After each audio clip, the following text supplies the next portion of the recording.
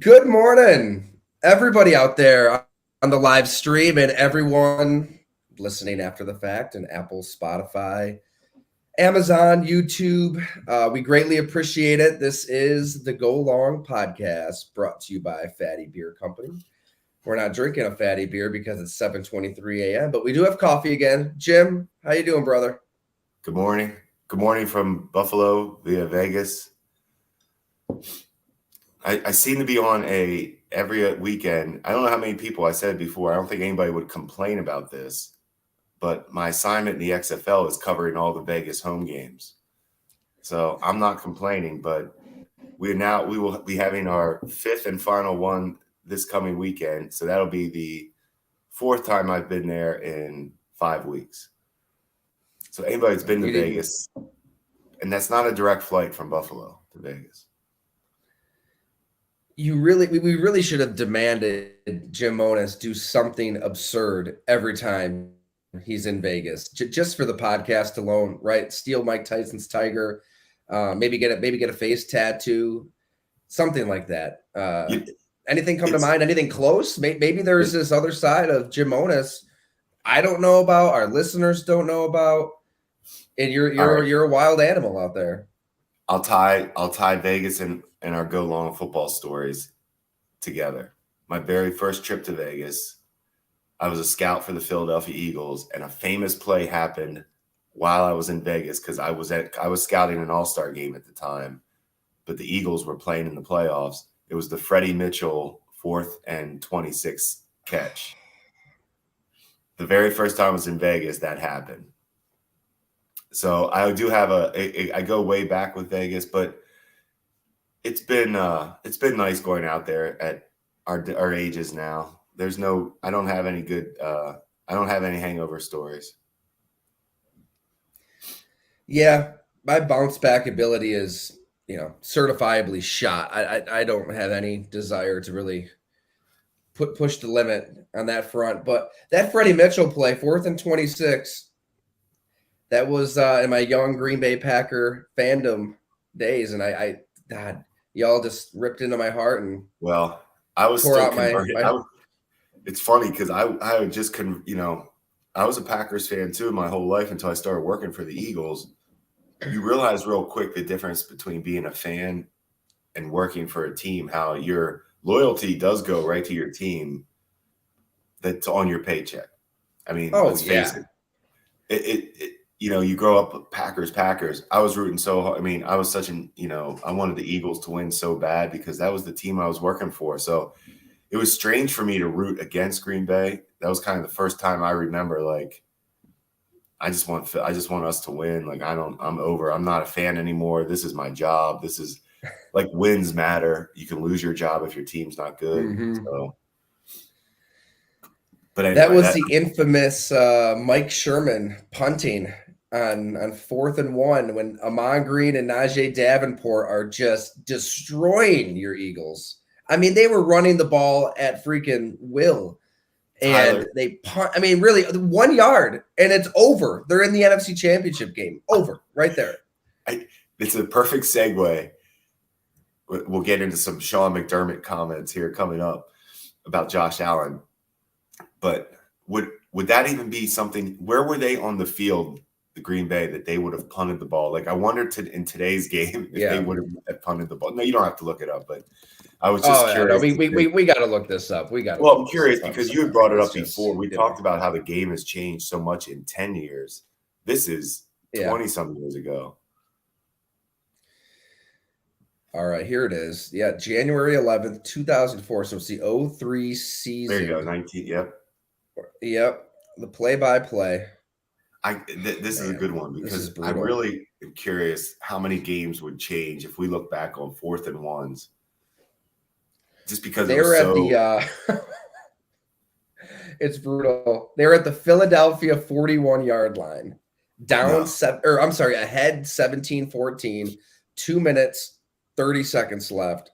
4th and 1. Yes. And Brett Favre then took a delay of game to give them some more room for a Josh Bidwell punt. And then that's when they punt to Philadelphia, and they have That's going to be my favorite takeaway from the show today, right there. The game has changed. There's no way anybody's punting that ball. Right. And then I think we said it on the last episode, how Steelers Cardinals Super Bowl a few years later, the first drive, they're at the inch yard line and they get just that big three. So get that three, whatever it takes, get points on the. That's the point, right? I mean, evolution is gradual. It's real. That's a real one. And it's you can either get on board or not.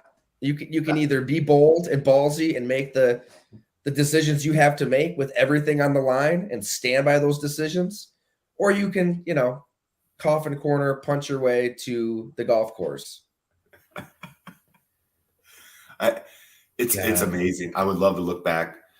Like we talked about before, I want to hear if the announcers questioned Green Bay punting the ball in that situation. Like if it wasn't even talked about. You know what? I do remember in the moment. I mean, God, what am I? I'm a middle schooler being pissed like in the moment because they were just running all over Philly. And that was the year Amon Green ran for like 1,800 yards. Davenport was solid. Favre was efficient.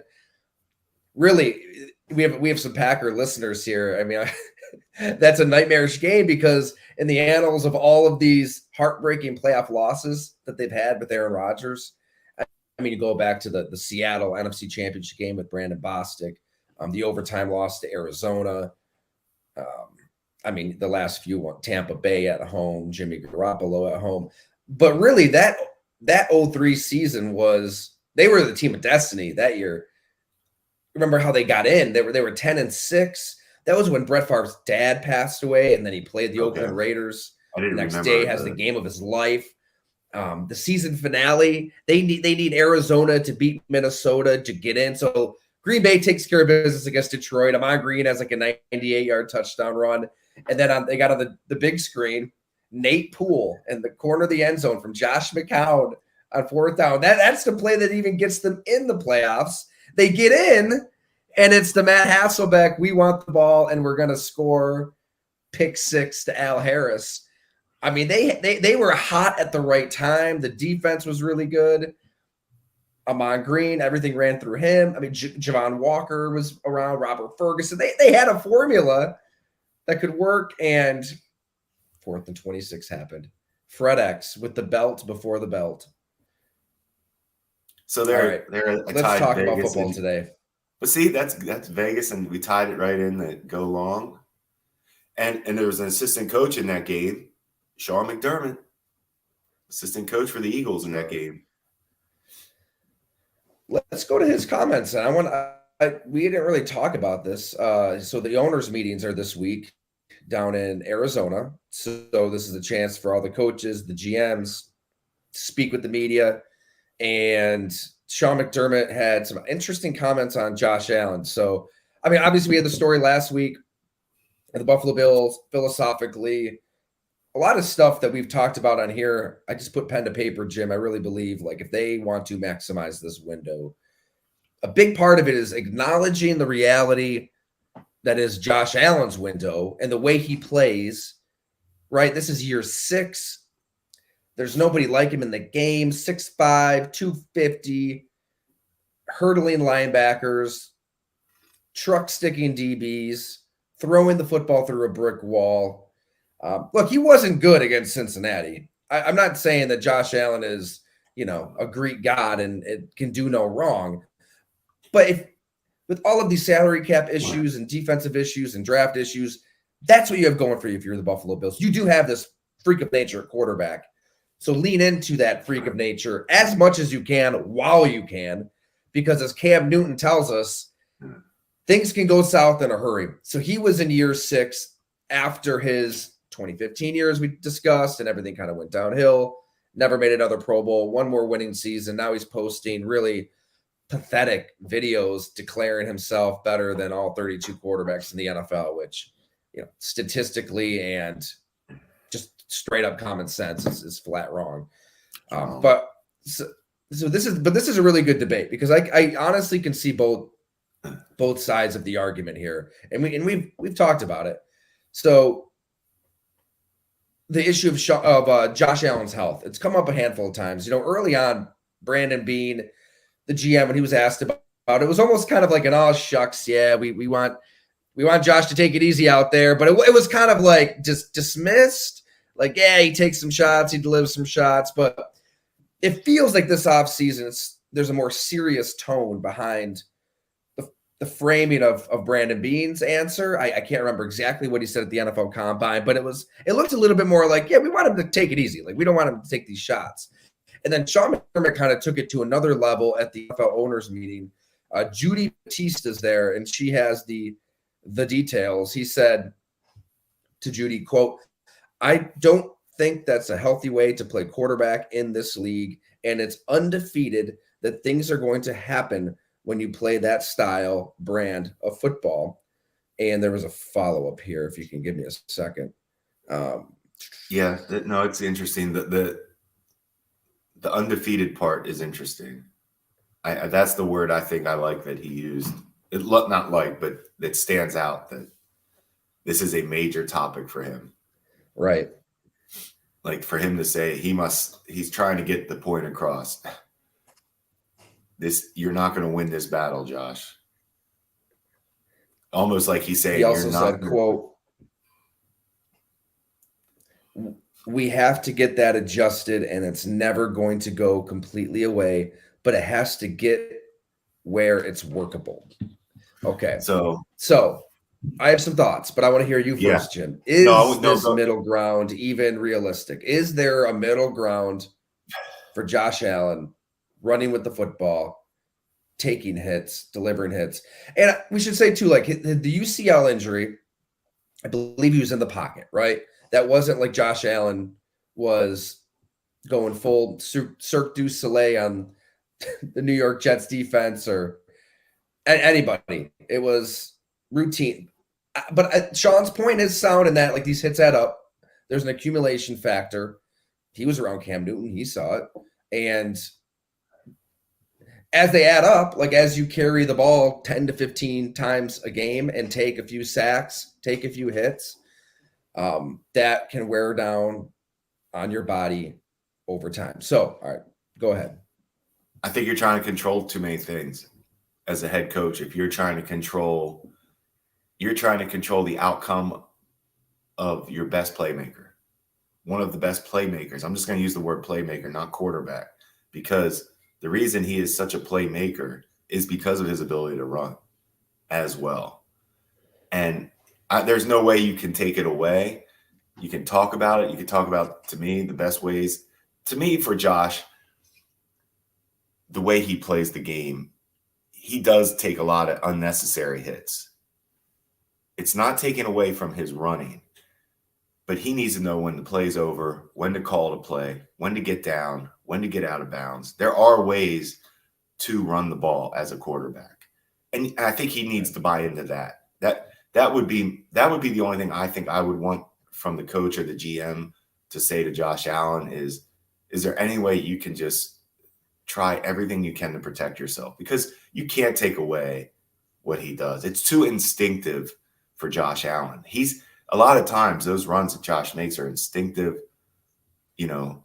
on the fly, scramble, boom, play's not there, I'm running. You can't take that away from somebody because those aren't planned. Those are him being a playmaker again. So, no, I don't like it. I think you're trying to control things as a head coach when you say, that's undefeated. It's not. Yeah, you're right. Injuries are going to catch up to you playing that way. But that to me isn't what the quarterback needs to hear. The quarterback needs to hear, how can we help you with this? Because we need you to run. It's a weapon. It's a weapon. You can't take that away from him. The defensive coordinator would love for you to say no more runs, Josh, because that eliminates part of their playbook. And that is a fantastic point. You brought it up a handful of times. One of the more indelible memories you have from your Philadelphia Eagle days was Jim Johnson, D coordinator, preparing for Michael Vick. And I mean, here's one of the best defensive coaches in NFL history stressing out because nothing you do on a whiteboard, or it was a chalkboard back then, I don't know, matters when you face a quarterback that can make stuff happen spontaneously. I mean, it's like an artist. You want to hack away at this artist's spontaneity and that improvisational ability to just go make a play. It's an imperfect example, but I get irate over like comedians getting canceled, right? Like all these comedians who like their job is to push the envelope, cross the line, stir shit up. Like Dave Chappelle, all of these guys. That's what makes them great. That's what makes them iconic, is the fact that they make people uncomfortable. And when these guys start getting canceled left and right, that's like the death of comedy. It's like it's their art form, and now they feel like they can't even do what they've done their whole life and trust their instincts and their improvisational skills and just create art. I don't know. I feel like they're trying to kind of water down and purify what Josh Allen does great. And look, maybe these are just words in March. I tend to think these are just words in March that really won't mean a hell of a lot. Because when push comes to shove and the Buffalo Bills are facing whoever, Belichick, the Dolphins, Joe Burrow, Patrick Mahomes, whoever in the AFC, and you need a play, and it's the fourth quarter, and it's third down, Josh Allen's going to take off. He's going to make a play. We saw the same thing last year. I remember having the conversation with Jordan Palmer for the roundtable story I did, and it was like, he was unsure exactly, all right, how much running is Josh really going to do? Is this something that maybe they save for late in the season? And what happened early in the year? Josh Allen's running. Like, this is what gives you the best chance to win. This is what makes him special. And he's never – look, if he was going to be this slice you and dice you, brainy quarterback from the pocket like a Burrow, right? That's Burrow's game. And that's why that Orlando Brown signing is so huge, because he just needs that extra split second to let a receiver get out of his break, to read a safety, to figure out what you're doing defensively. And he's going to use his mind to beat you, which over the long haul is probably what you'd prefer out of any quarterback. But he's not going to make the plays that Josh Allen makes in the open field. And he doesn't have as strong of an arm.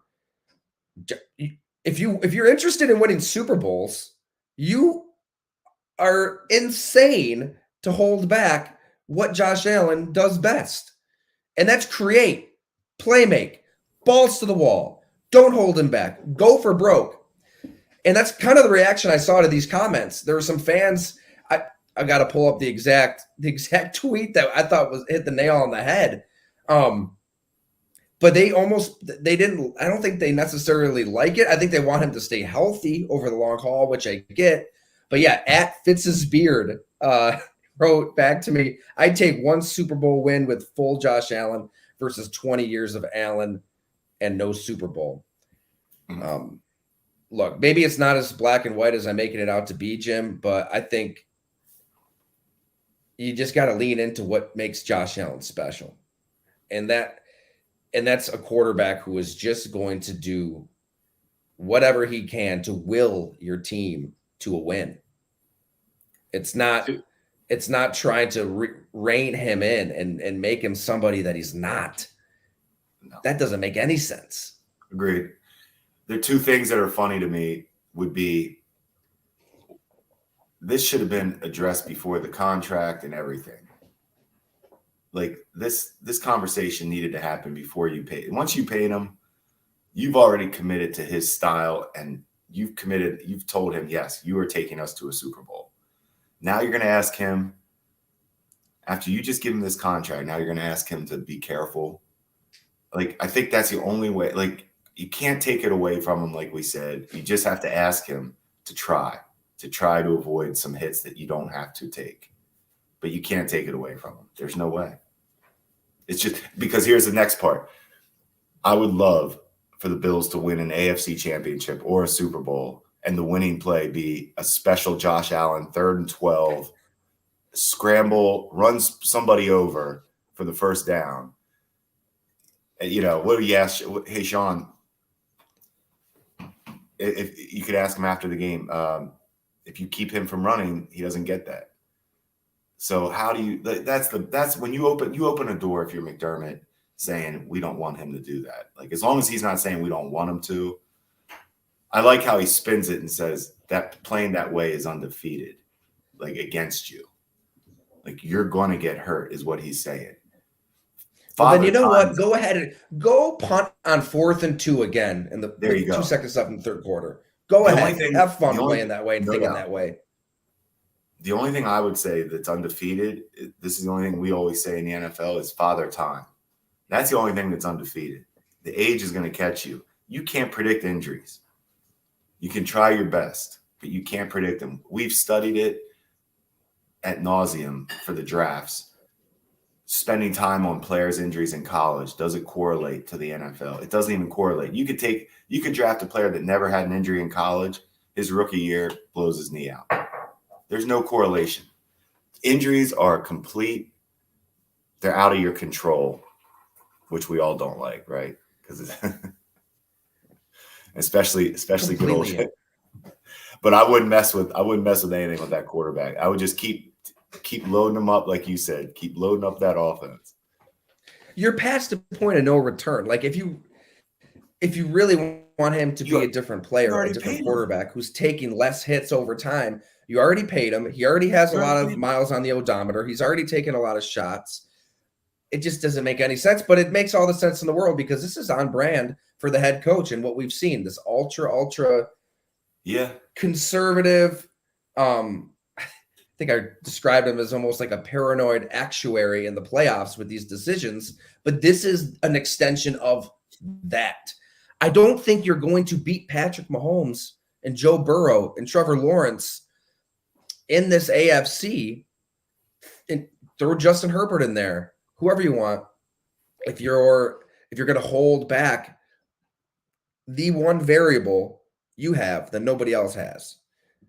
I would love to see Josh Allen's reaction to these comments. I mean, he probably just laughs and says, okay.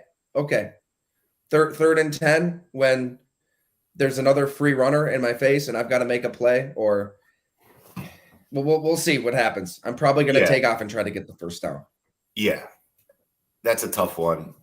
That's a good point. I'd like to hear his reactions. We don't need to hear anything from Josh Allen. We'll just watch how he plays. Well, publicly he won't say anything. That's what I'm saying. He won't say a word. Yeah. We'll just watch the game and see how it looks.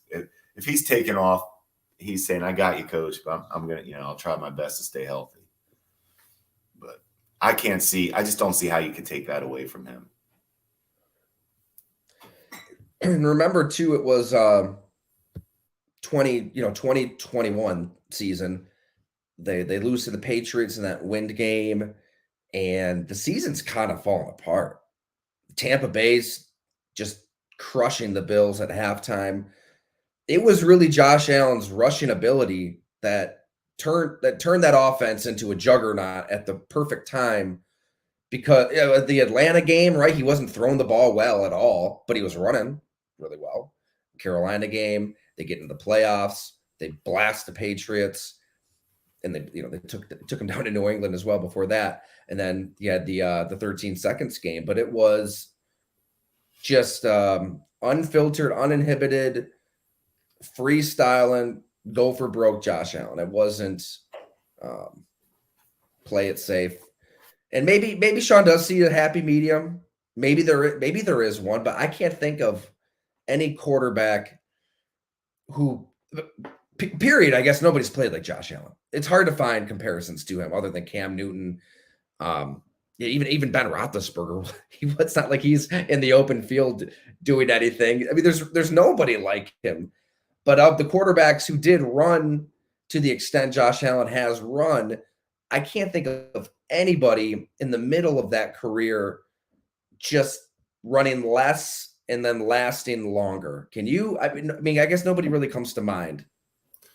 No, his style's. It's funny. You went through the guys, the cast of characters of the running quarterbacks that we always kind of go through and try to slot him. And Cam comes to mind as far as the size and the style, as far as that straight ahead. I'm going to run you over. I'm going to extend the play for extra yards. Like it's the closest one I can think of. Cam was more special and more natural. Josh isn't the most natural running the ball. Like you can tell that he's kind of grown into this, running. Well, remember him at the combine, his 40, his running form? Yes. He needed to go to Don Beebe's camp here in Buffalo back in the day. You got to pump the arms. It was almost like, how does that happen? The reason it didn't blow me away too much is because over the years, the combine every year there's that guy like, how he could look so good on tape, and then you just see him run a 40. It's like, what is that? But then he does what he does. Does what he does. You just got to ask him to try. Just try to get out of bounds. Try to get down when you can get down. That's all you can do. But to take it away from him, no way. Here's where I'd be encouraged, though, is judging the Bills off of their actions in free agency, in the fact that they didn't go all in on like Derrick Henry, right? And which it sounds great. Derrick Henry is this freight train of a running back, but if they would have committed to Derrick Henry, I mean, then you're philosophically going a very, very wrong direction here with what your strength is. I went on WGR last week with Mike Shope and the Bulldog. They're fantastic. I love going on with those guys. And Shope introduced me, goes, Tyler, I saw the headline of your story that the Bills need a philosophical change, and I was terrified. He was very scared that I was going to say they needed to run the ball, and no, I'm going the other direction, further the other direction. You are going. I love what you said about free agency for them, as far as just load up and score points. Yeah, you have the hardest thing to find. You have the quarterback. Stop worrying about him. Don't worry about him anymore. You paid him. You've already established that you believe in the quarterback. Move on from that. Have that conversation behind closed doors. Hey, Josh, do the best you can to get down. Keep it moving. You can't spend time on that. That's it. Totally. That's the conversation. It lasts about 8 words. Josh, try not to get killed out there, but be you. Be you. Do you. They could do it while they're walking into a team meeting together, just real quick. Hey, Josh, can you just get down? Yes, coach. I wouldn't say another word. That would be the extent I would do with that. Sean's taking on an awful lot here between, having some influence now over the quarterback, between calling plays on defense, all the game management decisions on top of that, which have been suboptimal. A lot on the head coach's plate. I would tread carefully in telling the quarterback what to do here if you're the head coach. One other point, Jim. Andy Reid, Patrick Mahomes, severely sprained ankle. I mean, that was as gruesome of an injury. We were about to have our draft extravaganza at Fatty Beer. I remember we're watching the Jags Chiefs.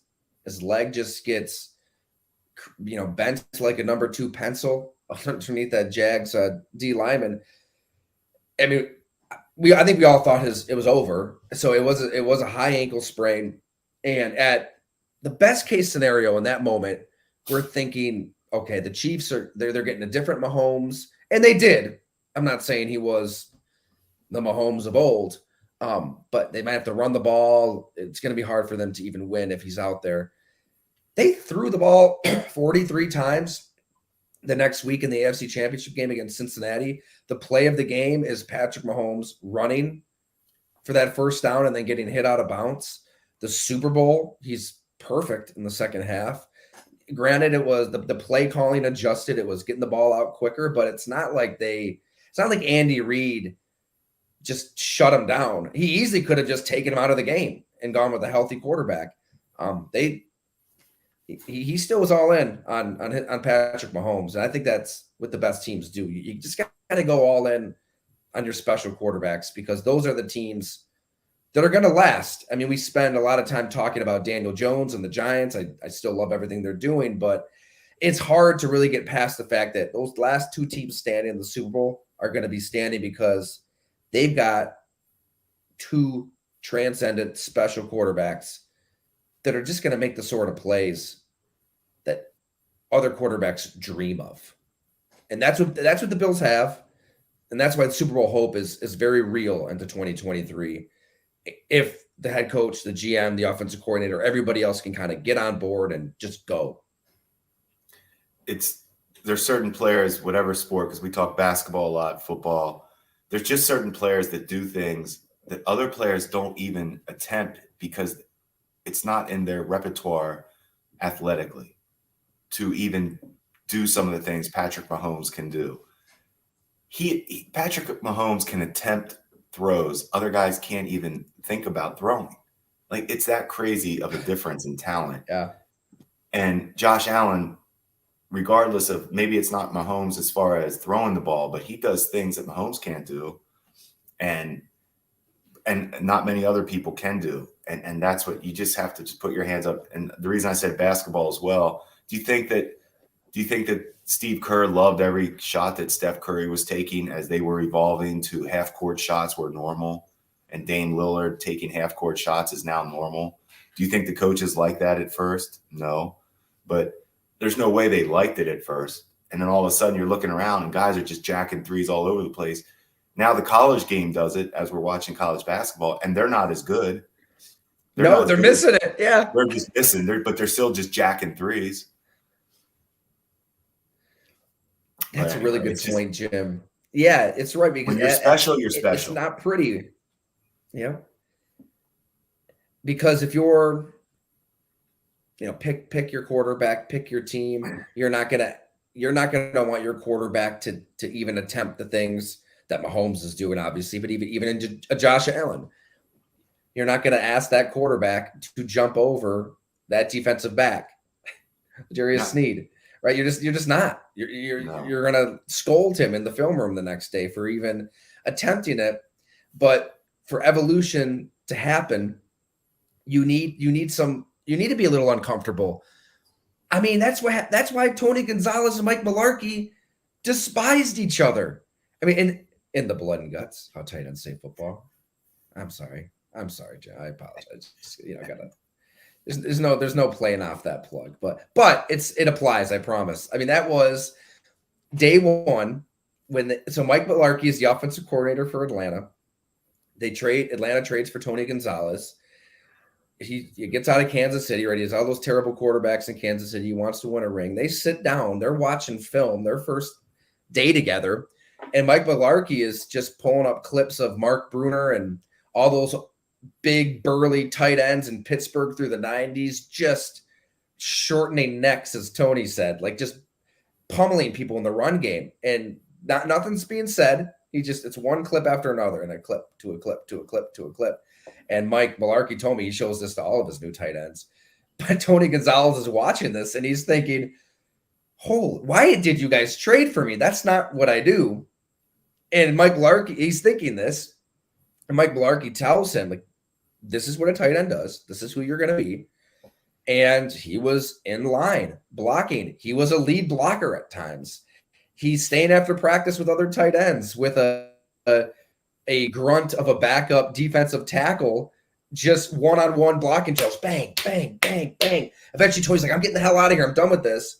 They went at it, and it all came to a head in the Tampa Bay Buccaneers visitors locker room when Tony Gonzalez was stuck on catch number 999, and offensive coordinator, play caller Mike Mularkey just decided to not really call any plays for Tony in that second half. So we'll leave the cliffhanger there, because it was quite a scene inside that locker room for those that want to read the blood and guts.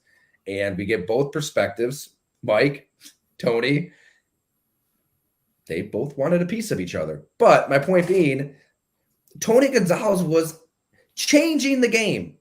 This is a basketball player and a football player who, speaking of March Madness, I mean, he's at Cal at 6'4", 6'5", severely undersized for his position, learning how to time up his jump shots in the paint to get a shot over Ed O'Bannon and Tim Thomas, these 6'9", 6'10" guys. Mm-hmm. Yeah, and timing up his rebounds. So just athletically, the muscle memory is kind of being established where, I mean, he's able to succeed against guys who are 5, 6, 7 inches taller than him every night in basketball. So then you just take this creature, you put him onto a football field against a 5'10", 6 foot nothing DB. It's child's play. I mean, you go on YouTube right now and pull up Tony Gonzalez highlights. It's just just plucking footballs atop helmets and just athletically doing things we've never seen. Even the Chiefs didn't really use him properly. The only coach who really did was Jimmy Ray, offensive coordinator back in the day. And he even said, like, when the Greatest Show on Turf offense came in, that was wide receiver friendly, not tight end friendly. He's putting up these numbers in spite of the scheme. And then he gets Mike Mularkey, and then they almost comes to a head. But my point being, there was this uncomfortability factor in a player changing the sport, changing the position, that coaches couldn't get on board. But you know who did get on board? Sean Payton, Jim Monos. Jim Monos is a Southeast scout out there. It was shortly after Tony Gonzalez kind of busts onto the scene. All of a sudden, Antonio Gates is getting workouts with the San Diego Chargers, and then he further changes the position. And you're just looking for basketball players. You're giving them workouts, tryouts. Jimmy Graham, the year before he came out in the draft, when his basketball career was done at Miami, the Patriots put him through a workout. They wanted to add him to the practice squad before he even played a down in college football. You know, that had to have been tempting for Jimmy Graham but he turned down the Patriots because he knew he needed to play, develop, plays that 1 year college football. You're down there in the Southeast scouting him. Sean Payton has the guts to take him in the third round, a round before everybody thought he was going to go, right? He thought the Ravens were going to take him. He thought the Patriots were going to take him. And Payton just took one round earlier, and then Jimmy Graham further changed the position. So, and now if you don't have an athletic tight end, if you don't have somebody like this, your offense isn't nearly as dynamic, and you better be looking for one, or you'll be looking for a job. I know you follow Warren Sharp on Twitter. He's outstanding for anybody that cares about analytics in football. There's nobody better as far as at least giving you good content. He has done so many breakdowns on tight ends really should be getting paid like receivers. When you look at their value, their targets, their receptions, their production, touchdowns especially, it's just such a weapon. And then you're talking for a quarterback. He can throw to a 6'4" or 6'5" guy. You don't have to be perfect on those throws. You need to get the ball high because most likely he's bigger. You know, he's bigger than the safety, corner, or linebacker that's covering him. That's Drew Brees. That's an easy one for Brees. Oh, I know no matter what, I know I just got to at least put it high enough. Shockey can get it. Jimmy Graham can get it. It makes sense. It makes so much sense. Andy Reid, if you even go back, and I know I always have to do my Andy Reid stuff, but go back to those years, those early 2000 years with Philly. Look at, I'll throw out tight end, Chad Lewis from BYU was our tight end. Now, Andy Reid came from Green Bay, who we know loved tight ends before Holmgren was into tight ends. You know, he was kind of ahead of the game with tight ends. Yes. And two tight ends, Tremura, Keith Jackson. That's what made Belichick sweat as the Browns coach in 95. Love this. So this is where Andy Reid took that to Philly. So we had Chad Lewis, who was the kind of all around, he was good at everything, not special. But in Philly, when I was a Northeast scout, once again, we drafted L.J. Smith from Rutgers. Now, not a lot of people remember that name, but if you study L.J. Smith, Tyler, he was a receiver playing tight end. Oh, yeah. He was like one of my favorite players I've ever scouted because I was like, this guy's going to be a matchup nightmare. I'd love to know where he's at right now because injuries kind of derailed his career. But Andy Reid, I think he was going to make him a pretty special player in terms of production. And that goes back to the player and coach matching up correctly. But back to Andy Reid, he knew it in the early 2000s. Then I'm with the Saints, 2006, and Sean Payton comes in, and tight end was going to be a part of this offense. No matter what, he came from the Giants. You know, he started there. He had Shockey. He loved tight ends. He proved it. I mean, we had Shockey. We got Jimmy Graham. I mean, if you're a tight end with Sean Payton, you're going to produce. The best coaches in NFL history just knew how to use tight ends. and they were ahead of the game in every way with it. Parcells, Payton, Belichick, Holmgren that you mentioned, all of these coaches, they just knew. And it's financially smart because they are so woefully underpaid for what they give your offense. That would be the biggest change, I think, for teams as far as how they structure and build their rosters right now with this, with the salary cap. If tight ends started getting paid their value as far as their production, that could change how it would change your roster building a little bit. If their money went up to what they deserve, that would change things, because getting tight ends right now at that value you're getting them helps. I think Belichick was trying to do that a few years back, right? With Hunter Henry and Jonnu Smith. They both got the big deals. Henry's been really good. Jonnu Smith, not so much. But look at even Jonnu Smith. He gets traded to Atlanta when Atlanta has Kyle Pitts. So they're going to try to do the 2 tight end thing down there with Arthur Smith. Or they're going to make Pitts just stand him up at this point. I don't know. I never know what Atlanta's a little confusing. We talk about that a lot. They do some strange things, but because they're the same. You're right. Jonnu and Pitts are the same. Pitts is better, obviously, but same style as. Yeah, it is. I just think those, you don't want to get too outlandish with the evolution and the outside the box thinking. But it's the coaches who are thinking outside of the box that are going to keep winning and are at the cutting edge. Yes. And I think that's kind of what I want to get into here before we close up. I know we talked about it beforehand. Speaking of Sean Payton, speaking of evolving and kind of thinking 2-3 moves ahead, when we saw him take that Denver job, I'm not going to lie. I'm like, what are you doing, Sean? What are you doing? You got a washed up Russell Wilson, who was, a disaster. Say what you want about Nathaniel Hackett. He was a major part of the problem. The game management was, left a lot to be desired. They had to hire somebody, in the middle of the season just to kind of help with that stuff. But Russell was just missing open receivers all over the place. And the defense was really, really good. And then all of a sudden you've got the defensive players and the offensive players at each other's necks on the sideline, which harkens back to the end of the Legion of Boom, right? Seth Wickersham's exceptional story in SI, or ESPN, sorry. Where those, the kind of the infighting from within. And they had that already in Denver with an old quarterback who's small, who can't move like he once did. If I'm Sean Payton and I can pick my destination, honestly, hang out with Colin Cowherd and Fox for a year, see what happens with, there's probably going to be a team that underachieves, that has a really good quarterback, and you can take that job. Or, hello, Caleb Williams out of USC. I would love to coach you with whoever has the number one.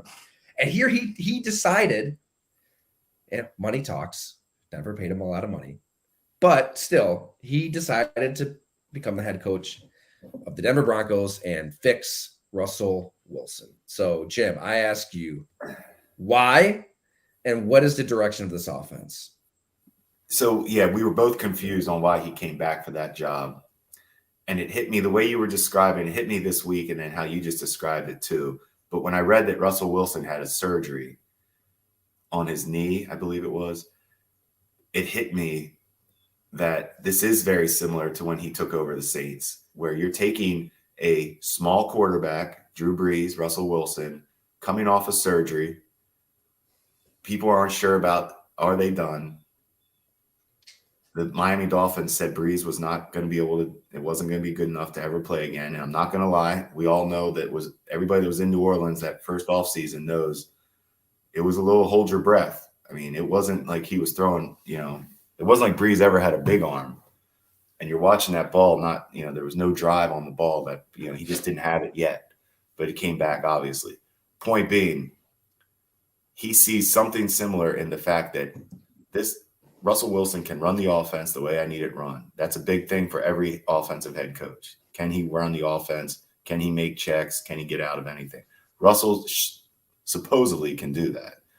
I don't know. I've never been around him in the NFL. But Coach Payton wouldn't take that job if he didn't believe Russell Wilson could run his offense and get the job done as far as the passes that Coach Payton needs him to complete, he believes in. And he did it before with Drew Brees, who wasn't 100%. So Coach Payton believes in a defense. Denver has running backs. They have a defense. He's going to get the most. He believes he can get the most out of whatever Russell Wilson has left. they overpaid, but still you get Mike McGlinchey at right tackle. You look at their guards and Quinn Meinertz and Ben Powers and Garrett Bowles on the other side at left tackle. Best blocking tight end. Williams. They signed the best blocking tight end, Chris Manhertz. The best blocking tight end in the NFL. Chris Manhertz still going strong. I love it. So it's pretty obvious, right? What they want to do. Javonte Williams coming back. Remember how jacked up people were for him last season? He's so good. They're gonna and Samaje Perine. I mean, he's proven in spot duty. He can get you 100 yards. He is. Look what they're adding. Perine. These guys. He is all toughness. Manhertz toughness. Like they're bringing tough guys in. They're not messing around. You could see the mentality when you start seeing signings like that. You know what they're trying to do. Trying to get the play action game off of that. I think Sean Payton came out and said, we're not trading Cortland Sutton and Jerry Jeudy, which, I guess we'll see. But those are two good receivers. I still can't make the leap quite yet. I need to see it to believe it. I'll say this, and Peter King made this point last week, always required reading Football Morning in America over at PFT and NBC.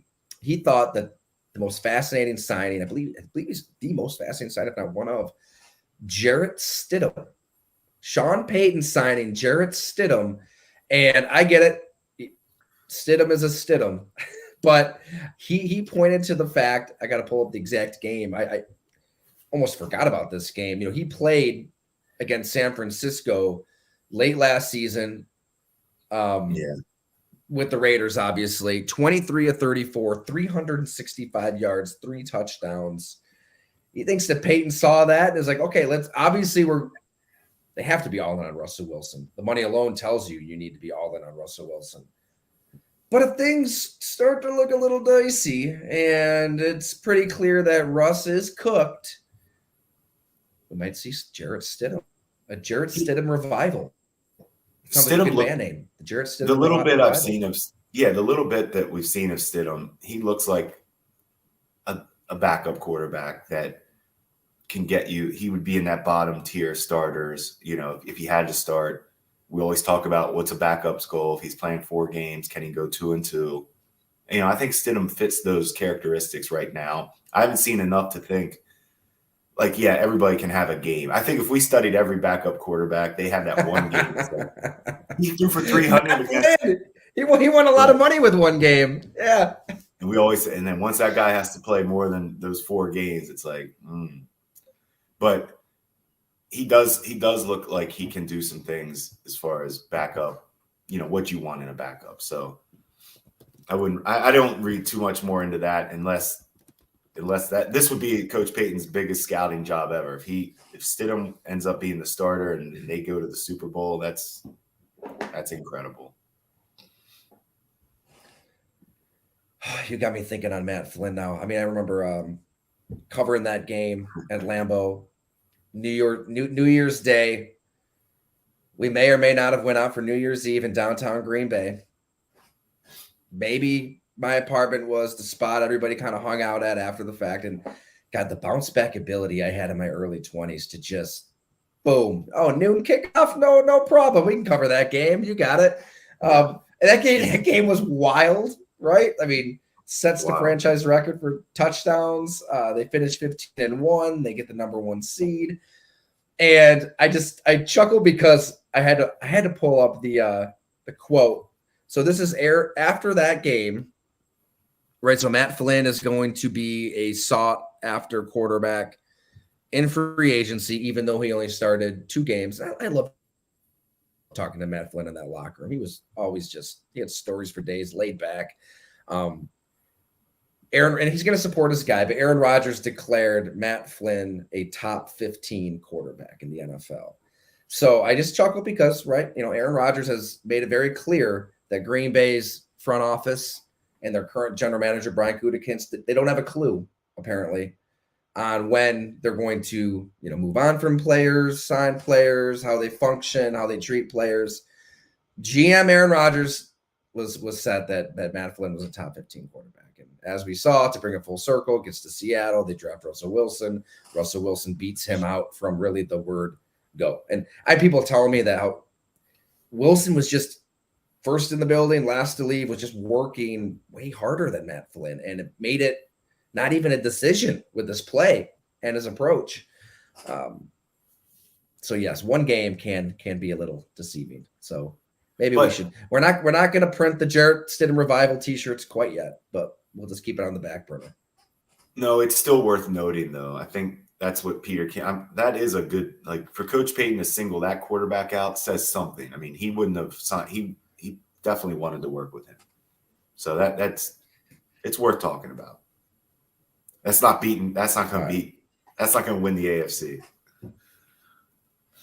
You don't think Jarrett Stidham can go toe to toe with Mahomes? He can go toe to toe with Garoppolo. Oh, Garoppolo just catching strays as he tends to do on this podcast. I just love that the odds got worse after they signed him. That's my favorite thing of the offseason, that the Raiders' odds got worse after they signed their starting quarterback. Oh, man. Anyway. It's always that was absolutely one of those, what are we here kind of moves. What are we doing here, Vegas? What's the game plan? Is the game plan to muddle and mediocrity? All right. Last segment. I really want to make this a segment because you've got stories from your travels. Traveling is when you can. Traveling is what brings this out. And so we've definitely beat the dead horse of shopping carts into just bloody submission. I mean, that horse is. Everybody's aware. Really down to the nitty gritty. Yes, we've done what we can in that department. I'd say even the elevators. Make sure. I've seen improvement with the elevators. Do not get onto an elevator before everybody on said elevator has exited. Real quick on the shopping carts before I forget. Kyle Brandt, what are we doing? What did you see this? Kyle Brandt talked about shopping carts. He was asked about shopping carts. I saw it. And maybe, I don't know, being out there in LA, it does something to your brain, possibly. I don't know. He seems to believe and suggested that taking the cart and just pushing it up onto a curb or a nearby landscaping area, what have you, is fine. He said he does that. He just kind of, props it up on a curb and goes about his merry way, which is almost worse. I mean, you're making that conscious decision you are in the process of relocating the cart, but you don't relocate the cart to its home. Disgraceful. And he's admitting maybe Kyle should mount up the cart to the corral. He likes to mount up Bill's Mafia. Time to mount up the cart to the corral, Kyle. I just can't believe he's admitting it. Right, exactly. To verbalize that, to put that on the record. You can't brag about moving it to the curb. You can't brag about that. I would think the FBI is involved already. If they aren't, they're probably involved in this situation. So, all right. So what do we got? What's our new elevators? Who are we looking for? We know. Oh, I'm getting to it. It was brutal. We know, deplaning the budger, get the elbow out, make sure you stick them right in the sternum if they're trying to budge you as you deplane. We've established that. I don't even know if this is a regular thing. So if listeners are out there, please tell me if this is like just what on. If somebody's 60 years or older at the gym kind of thing, because I just noticed it. So Sunday morning, went to the gym in Hamburg, wanted to get a little run in, get onto a treadmill, and one of those treadmills where your feet kind of sticks. And I'm like, all right, I'm going to shimmy on into the one to my right. And there was only one other person on the dozen or so treadmills there who was now right by me. So he had been there. I move a little closer, and so we're right by each other. He's walking. I'm getting in a little brisk jog. And the smell, the aroma it hit me like a sledgehammer across the face. Ooh. This gentleman had cologne on. Cologne. Cologne guy. Cologne gym guy. Who goes to a gym doused in cologne? Old guy cologne. You know that old, was it that old stuff our grandfather used to have, like Brute? It kind of smelled like that. And it hit, I mean, it almost just knocked me backwards. Very, very strong whiff. And I don't know where I'm even going with this, but it was a tough mile to get through. You know, if he would have just pulled out a 6-pack of cigs, or cigs don't come in 6-packs. Beer comes in 6-packs. If he were to just start smoking cigs on the treadmill, it would have been better than the smell of cologne at 7 a.m. on the treadmill next to me. So here's where it gets worse. So he just does a little walk, and then he goes to, work the machines and the weights and stuff. The machines are right in front of the treadmills. And eventually, I'm moving, I'm grooving. I'm listening to Drew McGarry's audio book, The Night the Lights Went Out, which is fantastic. Everybody should listen to it. And then I'm almost done. At the end of that run, when you crank it to like 8 miles an hour and you're really moving and grooving, what happens, Jim? He returns. He goes to the machine right in front of me, and the cologne remains piercing through the nostrils. And I didn't collapse. We finished. We were okay. But does anybody do that? You're going to the gym. You're going to sweat a lot. You're going to stink. Nobody cares if you stink at a gym, if you smell terribly, if your BO is just outrageous. You're at a gym. That's kind of the point. The BO cologne at the gym. Where do people stand? So I think you could take this another level where I like this. Just cologne in general, calm down. It's not just the gym. It's on a plane. Yeah. I've been going to Vegas every weekend. It's in Vegas. I mean, you don't want to be that guy. You don't want anybody to smell you before they see you, and that's good or bad. Because even if you think you smell good in your mind because you just dumped a bottle of whatever on your head, this is your big night out in Vegas. They're gonna smell me. They're not gonna just see me. They will smell. I promise you, it's not the right look. Like, it's not the cologne in general. And to your point, I don't know who would do it going to a gym. So I'm taking it to that. I love this one, Tyler. We got to run with it. We all have to calm down on cologne. Perfect. I think you're right. I think we take it to that level. I think that cologne is counterproductive. I'm not a cologne guy, and I don't even know the last time I put cologne on. I think, you need to demand more out of your deodorant. It's hard to find a good deodorant because most deodorant's pretty terrible. But, you find one that works for you. Shower regularly. Don't do what Dan Orlovsky does and use the same towel a million times over, like he tweeted. That's kind of disgusting. Make sure you wash the towels on the rack. Keep a good cycle there, and your hygiene's good. I think cologne is just a creation of mankind that is completely superfluous, unnecessary. We don't need it, right? I've never smelled a cologne and thought, I need that. That smells good. Well, think about this. Have you ever heard when you meet another couple and say, "Oh, how'd you guys meet?" You never hear anybody say, "Oh, the very first time we met, he had this overwhelming smell of Brute, and I just had to talk. I just wanted to talk to him more. He was overwhelming." Like, no, that's not how you're meeting anybody. How is Axe body spray like so lucrative? How did that become like? You see commercials all the time. It's so I don't know if it's still popular. I remember back in high school. They think you can just walk around and spray yourself. Yeah. Wasn't there like an old Family Guy bit? Axe body spray for like stray feral cats, and Peter's just like engulfed by cats. Like that's kind of what Axe body spray is. Like anybody who enjoys Axe body spray, is probably a feral cat. I don't think any human beings actually enjoy that smell. So. All right. Yeah, cologne guy. Yeah, it's not even gym cologne guy. It's just cologne guy. I think we're on it. I think we got to keep this one alive. I don't know. I will say this.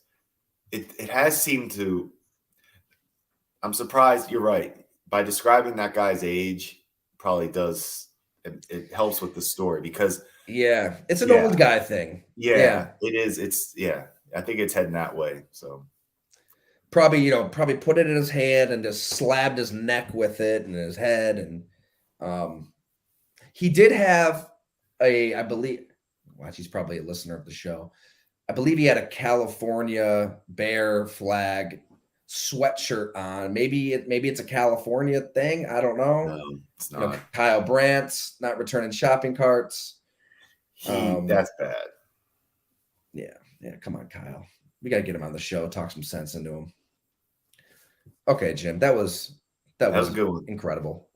Yes, thank you so much for your contributions on all things. And everybody out there, hey, thanks for listening and watching to the Jamal Lewis Happy Hour replay. That was a lot of fun. He is a special dude, just incredibly gracious with his time, open with everything he's dealing with. So if you haven't, we'd love it if you considered upgrading to a VIP membership. We have a lot more happy hours planned. And I want you to tell me who you want to hang out with, who you want to drink a beer with. And I will find that player and we will get him on a happy hour for you, in addition to your Go Long hoodie and Blood and Guts. So the link is in the description. Fatty Beer Company, fueling us as always. We need to finalize our draft party date ASAP. No, we've said it, but we're going to do that, Jim. And that's going to be a lot of fun. Until next time, return your shopping carts. Don't put on cologne. Be kind at the airports.